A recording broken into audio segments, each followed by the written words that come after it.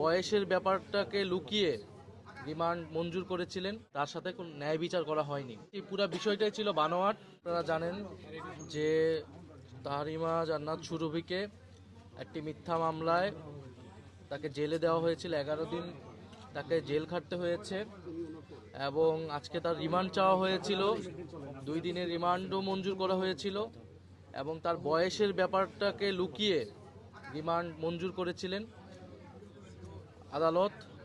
এবং পরবর্তীতে social media সহ আমাদের যারা জুলাই গণ অভ্যুত্থানের নেতাকর্মীরা রয়েছেন তারা এই বিষয়ে সরব প্রতিবাদ করেছেন। আমাদের যারা গাজীপুরে জাতীয় নাগরিক পার্টি, ছাত্রশক্তি এবং যুবশক্তি যারা রয়েছেন তারা এর বিরুদ্ধে প্রতিবাদ করেছেন। আমাদের আইনজীবী ফোরাম তারা কাজ করেছেন এবং সর্বোপরি জনগণের প্রতিবাদের মুখে তার রিমান্ড নামঞ্জুর করে তাকে জামিন দেওয়া হয়েছে। আমাদের এই বিষয়ে বক্তব্য হচ্ছে যে তাহরিমা জান্নাত সুরভি তিনি যদি কোনো অন্যায় করে থাকতেন, তিনি দেশের একজন নাগরিক হিসেবে যে আইনি এবং নাগরিক সুবিধা সুযোগ পাওয়ার কথা ছিল, তার যে অধিকার ছিল সেটা কিন্তু তিনি পাননি এবং স্পষ্টতই তার সাথে কোনো ন্যায় বিচার করা হয়নি। এবং পরবর্তীতে আমরা জানতে পেরেছি পুরো বিষয়টাই ছিল বানোয়াট এবং মিডিয়ার মাধ্যমে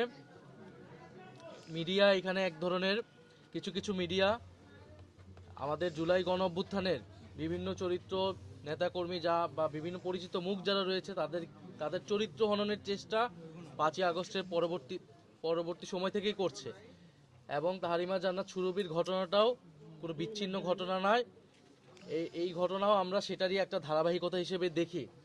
আমরা এর আগে হবিগঞ্জেও দেখেছি যে জুলাই গণ অভ্যুত্থানের এক নেতাকে গ্রেফতার করা হয়েছে, ছাত্রনেতাকে।